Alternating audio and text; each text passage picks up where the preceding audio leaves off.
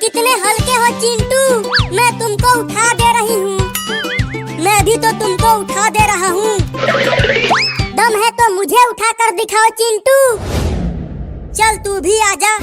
तुम हट जाओ चिंकी। चल कलुआ बैठ जा। अरे उड़ गया। Oh no! तू तो बहुत ही ज्यादा भारी है रे कलुआ। अरे चिंटू, लगी तो नहीं? बहुत जोर से लगी है। अरे बारिश होने लगी। अब तो बारिश में हम जम कर नहाएंगे। मैं भी 3 महीनों से नहाया नहीं हूँ। इस बार बारिश में जम कर नहाऊंगा, बड़ा मजा आएगा। तो आ जाओ बारिश में नहाते हैं। ये बहुत तेज बारिश हो रही है चिंकी। तुम भी आओ चिंटू। अरे ये देखो चिंकी, इतना जल्दी कितना पानी भर गया। तो चलो पानी में तैरते हैं। हाँ चलो। मैं तो पानी के नीचे तैरूंगा। अरे कलुआ, तेरे मुंह में तो मछली फंस गई है। लगता है गांव में बाढ़ आ गया है चिंटू। बाढ़? हाँ, अरे पानी में मछलियाँ हैं। इसका मतलब नदी टूट गई है और नदी का पानी गांव में आने लगा है। तू सही बोल रहा है कलुआ। ये देखो गांव में कितना पानी भर गया है और भरता ही जा रहा है। हमारी तो गर्दन तक पानी आ गया है। अब क्या करें? मुझे तो तैरना भी नहीं आता। मम्मी बचाओ। इससे पहले और पानी बढ़े। चलो जल्दी घर चलते हैं। हाँ चलो। पापा, पापा, कहाँ चले गए पापा? मैं यहाँ हूँ चिंकी। अरे पापा, आप वहाँ क्या कर रहे हो? जल्दी जल्दी घर का सामान बाहर निकालो। गांव में बाढ़ आ गई है। पहले अपनी अपनी जान बचाओ और घर का सामान भूल जाओ। तो कैसे जान बचाए पापा? चलो बाहर कार के ऊपर चढ़ जाते हैं। पहले नीचे तो आओ। चलो सब चढ़ जाओ। अरे बाप रे, पूरा गांव बाढ़ की पानी में आधा डूब गया है। Oh no! वो देखो, गाय और भैंस सभी बाढ़ में बह रहे हैं। वो देखो, एक सांप भी कार पे चढ़ गया है। चिंटू जल्दी उस बकरी को पकड़ लो, वो डूब रही है। अब तो कार भी डूब गई। अब क्या करें पापा? अब तो हम भी डूबने वाले हैं पापा। Oh no! The night the snow began to fall upward instead of down, everyone in the village felt it, like a held breath that refused to be released. Windows rattled softly, dogs whimpered, and somewhere deep beneath the frozen earth, an old woman turned in her sleep and whispered a name she had not spoken aloud for many years. Above her world, in a crooked house with a broken fence and a well that no one dared approach, a young girl stood shivering, unaware that a single choice made in the next heartbeat would change not only her fate, but the fate of kindness itself. She was called Lise, though no one said her name with warmth anymore. Since her father's death, the house had grown cold in ways fire could not fix. Her stepmother's voice filled every room like smoke, sharp and choking, and her stepsister Greta laughed easily while doing nothing at all. Lise worked from dawn until the stars returned, scrubbing floors until her fingers bled, spinning flax until her shoulders burned, carrying water until her arms trembled. And still, it was never enough. On that evening, as snow fell upward and the sky looked wrong somehow, Lise sat by the well, spinning faster and faster, afraid to stop, afraid to rest. Her spindle slipped from her numb fingers and vanished into the dark mouth of the well with a sound that echoed like a final goodbye. The stepmother's scream came quickly. She did not ask how it happened. She did not ask if Lise was hurt. She only pointed to the well and said, "Bring it back, or don't come back at all." The cold bit deeper than fear. Lise leaned over the edge, heart pounding, and for a moment the world seemed to tilt toward her, as if inviting her to fall.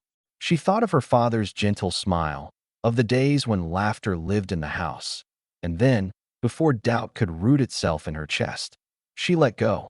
She did not fall. She drifted. Soft clouds wrapped around her like feathers, and when her feet touched the ground again, it was warm. Too warm for winter.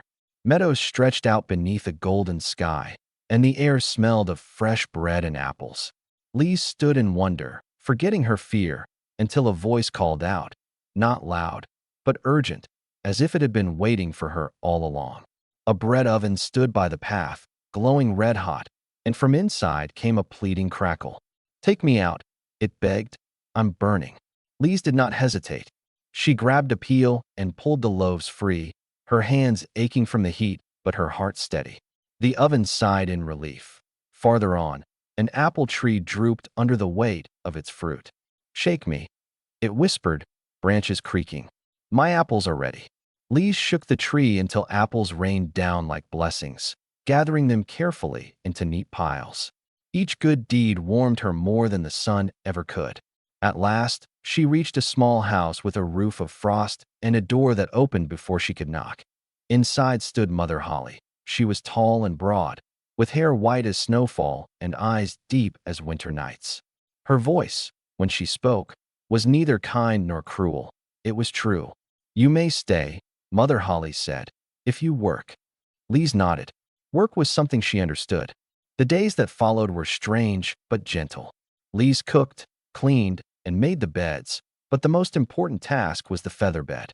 Each morning, she shook it until feathers flew like snow, and each time she did, she felt a strange pull in her chest, as if her hands were connected to the world above. Though the work was steady, Mother Holly was fair. She spoke little, but when she did, her words settled into Lise's heart like seeds.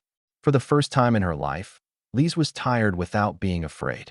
Yet as days turned into weeks, a quiet longing grew inside her. She missed the sky she knew, even if it had been unkind. She missed the memory of who she had been before sorrow hardened her days. One evening, as snow feathers drifted down, she finally spoke. She asked to go home. Mother Holly studied her for a long moment, and then nodded. "You have served with honesty," she said. She led Lise to a great gate that shimmered like dawn. As Lise stepped through, warm gold poured over her, threading into her hair, soaking into her clothes, settling into her skin like sunlight made solid. She landed beside the well once more, the spindle clutched in her hand, and when she walked home, the village gasped. Gold clung to her with every step. Her stepmother's eyes gleamed with greed, and Greta's laughter sharpened into envy. Kindness had returned home wearing a crown of light, but greed is louder than gratitude. When Greta heard the story, she wanted the gold without the work, the reward without the care. She threw the spindle into the well herself and jumped, smiling all the way down, convinced the world owed her the same ending. The clouds caught her too, and the meadow opened its arms, but she did not hear the oven's cries or the apple tree's whispers, or rather, she heard them and ignored them. She reached Mother Holly's house with empty hands and a heavy heart she refused to feel. Mother Holly took her in, and Greta worked, but with sighs and rolling eyes, shaking the feather bed half-heartedly, cutting corners where she could. When she asked to go home, she did so with impatience, not longing. Mother Holly opened the gate again, but this time, what fell was not gold.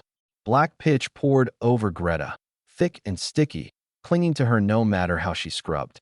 She returned home screaming, and no amount of water could wash the stain away. Time passed, as it always does, smoothing sharp edges. Lise shared her gold, but more importantly, she shared her gentleness. She cared for those who had never cared for her, not because they deserved it, but because she refused to become what had hurt her. The stepmother's voice softened. Greta's laughter faded into something quieter, heavier, real. And on winter nights, when snow fell just right, Lise would look at the sky and feel the pull of feathers and warmth, knowing that somewhere beneath the world, Mother Holly still shook her beds. And if you listen closely, when snow drifts softly and the world seems hushed for a moment longer than usual, you might feel it too. The reminder that kindness is never lost, only returned, sometimes in gold, sometimes in grace, but always in a way that changes the ending.